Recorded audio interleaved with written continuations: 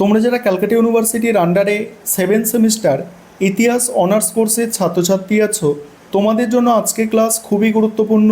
আজকে ক্লাসে তোমাদের ডিএসসিসি 18 পেপার অর্থাৎ হিস্ট্রি অফ বেঙ্গল 1905 থেকে 1947 এই পেপারের 100% কমনযোগ্য সাজেশান নিয়ে আলোচনা করব। ভালো করে তোমরা সাজেশানটা বুঝে নাও। প্রথমেই আছে তোমাদের দেখো 20 নম্বরের প্রশ্ন। 20 নম্বরের জন্য যে প্রশ্নগুলো তৈরি করবে সেগুলো প্রথমেই তোমরা দেখে নাও। প্রথম প্রশ্ন আছে যে বাংলার স্বদেশী আন্দোলনের বিভিন্ন ধারা ও সীমাবদ্ধতা আলোচনা করো। বিশেষ করে যেগুলো স্টার দিয়ে চিহ্নিত করা আছে এই প্রশ্নগুলো একদমই খুব গুরুত্বপূর্ণ, টপ মোস্ট ইম্পর্টেন্ট প্রশ্ন। দ্বিতীয় প্রশ্ন আছে বিংশ শতকের প্রথম দশকে বাংলায় বিপ্লবী জাতীয়তাবাদের উত্থানের কারণসমূহ আলোচনা করো। 3 নম্বর প্রশ্ন আছে স্বদেশী আন্দোলনের তাৎপর্য বিশ্লেষণ করো। এই পর্বে জাতীয় শিক্ষার বিকাশ সম্পর্কে আলোচনা করো।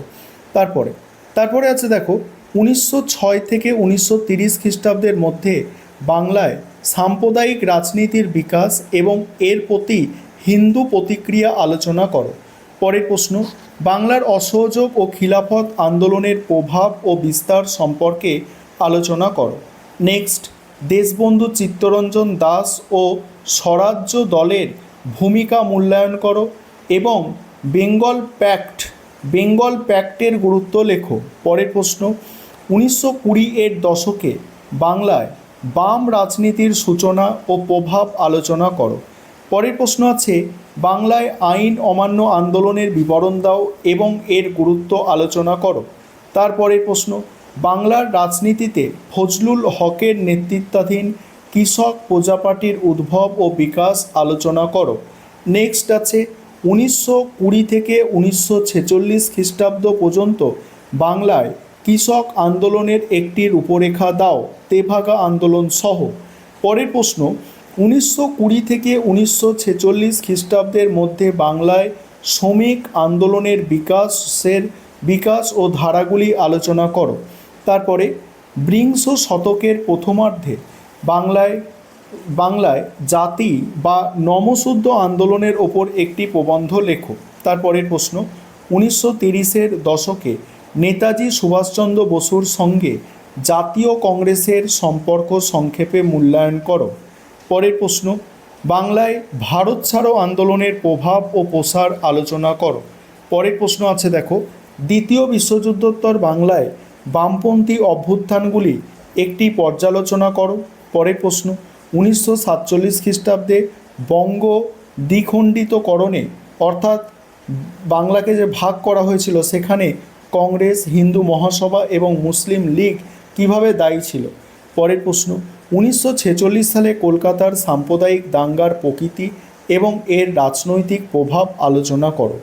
তারপরের প্রশ্ন ভারতে স্বাধীনতা এবং দেশভাগের প্রেক্ষাপটে পশ্চিমবঙ্গ ও পূর্ব পাকিস্তানের জন্ম কিভাবে হয়েছিল তা বিশ্লেষণ করো। এবার 5 নম্বরের প্রশ্নের সাজেশন নিয়ে আলোচনা করব। তার আগে একটা বিষয় তোমাদের বলার আছে, তোমাদের জন্য স্টাডি মেটেরিয়াল রেডি আছে, অর্থাৎ তোমাদের 7 সেমিস্টার ইতিহাস অনার্সের ডিএসসিসি 16 থেকে শুরু করে ডিএসসিসি 20 পর্যন্ত যে 5টি পেপার আছে প্রত্যেকটা পেপারের স্টাডি মেটেরিয়াল আমাদের রেডি হয়ে গিয়েছে। অনেকে স্টাডি মেটেরিয়াল পারচেস করে নিয়েছে, তোমরাও যদি কেউ এখনও স্টাডি মেটেরিয়াল পারচেস করতে চাও অবশ্যই স্ক্রিনে দেওয়া নম্বরে যোগাযোগ করো। দেখো 5 নম্বরের প্রশ্নগুলো এবার বুঝে নাও। বঙ্গভঙ্গের প্রকৃত উদ্দেশ্য কী ছিল। নেক্সট আছে বেঙ্গল স্কুল অফ আর্ট কিভাবে স্বদেশি শিল্পের আদর্শ গড়ে তুলেছিল। নেক্সট স্বদেশি উদ্যোগে গড়ে ওঠা বিভিন্ন দেশীয় শিল্পের উল্লেখ করো। নেক্সট বঙ্গীয় জাতীয় শিক্ষা পরিষদ বা ন্যাশনাল কাউন্সিল অফ এডুকেশন সম্পর্কে একটি টিকা। দেখো তোমরা যারা আজকে ক্লাসটা দেখছো তোমরা আজকে কয়েকটা গুরুত্বপূর্ণ বড় প্রশ্ন অর্থাৎ 20 নম্বরের প্রশ্নের উত্তরও পেয়ে যাবে, কারণ আমি শেষে স্টাডি মেটেরিয়াল আমাদের যেটা রেডি আছে সেটা ডেমো দেখাবো তোমাদের এবং সেখান থেকে তোমরা কয়েকটা বড় প্রশ্নের উত্তর তোমরা কিন্তু পেয়ে যাবে।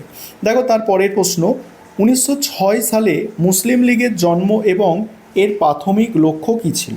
পরের প্রশ্ন আছে বেঙ্গল প্যাক্ট এর শর্ত ও গুরুত্ব কী ছিল। নেক্সট 1920-এর দশকে বাংলায় বামপন্থী ধারার উদ্ভব সংক্ষেপে লেখো।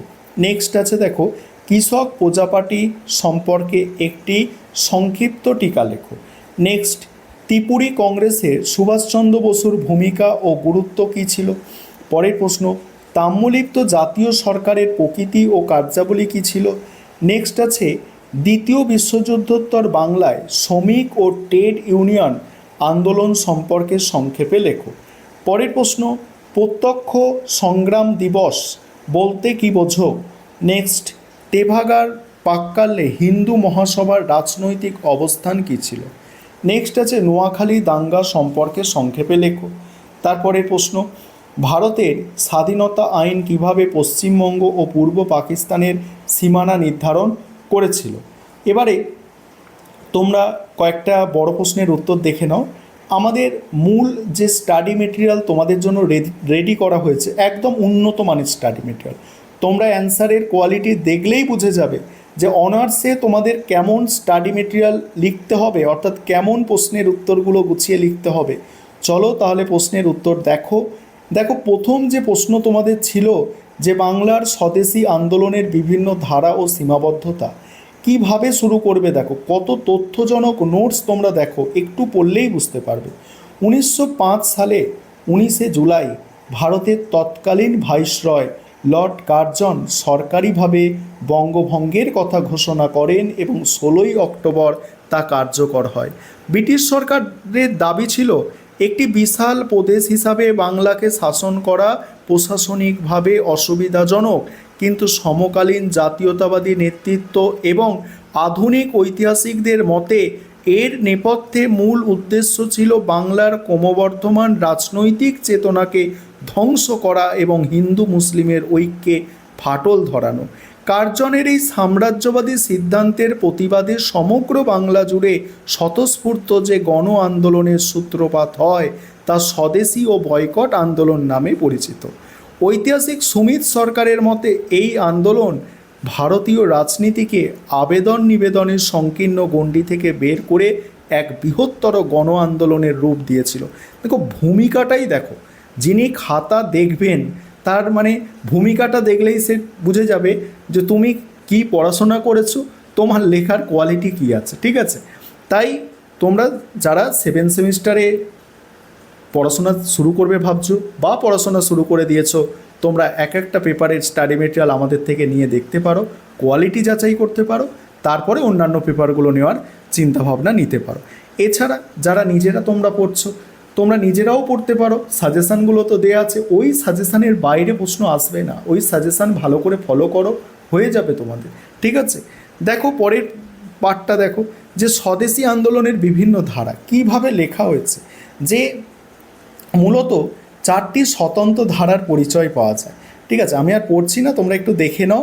আমি কয়েকটা প্রশ্নের উত্তর তোমাদের সঙ্গে শেয়ার করছি, আর সব মানে যেগুলো 20 নম্বরের প্রশ্ন, এগুলো 600 থেকে 620টা শব্দের মধ্যে উত্তর তোমাদের রেডি করে দেওয়া হয়েছে। ঠিক আছে, দেখে নাও। এটা প্রথম প্রশ্নের উত্তর ছিল। দ্বিতীয় প্রশ্ন, বিংশ শতকের প্রথম দশকে বাংলার বিপ্লবী জাতীয়তাবাদের উত্থানের কারণ। প্রথমে ভূমিকা দিয়ে শুরু, তারপরে নরমপন্থী রাজনীতির ব্যর্থতা ও হতাশা। ঠিক আছে, এইভাবে বঙ্গভঙ্গ ও ব্রিটিশ সরকারের চরম দমন নীতি, যেগুলো পয়েন্ট করার দরকার আছে সেখানে পয়েন্ট করতে হবে। ঠিক আছে, অনেকে তোমরা বলবে, অনেকে অভিজ্ঞ আছে, ঠিক আছে, তারা বলবে পয়েন্ট করার দরকার নেই। ঠিক আছে, পয়েন্ট করার দরকার আছে, পয়েন্ট করার দরকার আছে। যেখানে পয়েন্ট করার, যে প্রশ্নে পয়েন্ট করার দরকার আছে পয়েন্ট করতে হবে, যে প্রশ্নে পয়েন্ট করার দরকার নেই পয়েন্ট করতে হবে না। ঠিক আছে, যে সব প্রশ্নের উত্তরেই পয়েন্ট করতে হবে, সব প্রশ্নের উত্তরে পয়েন্ট করা চলবে না, এরকম কোনো কিছু নেই। ঠিক আছে, দেখে নাও 3 নম্বর প্রশ্নের উত্তর এটা। ঠিক আছে, 3 নম্বর প্রশ্নের উত্তর দেখো, এইভাবে প্রশ্নের উত্তর গুছিয়ে লিখতে হবে। আর তোমরা যারা স্টাডি মেটেরিয়াল পারচেস করতে ইচ্ছুক যোগাযোগ করবে।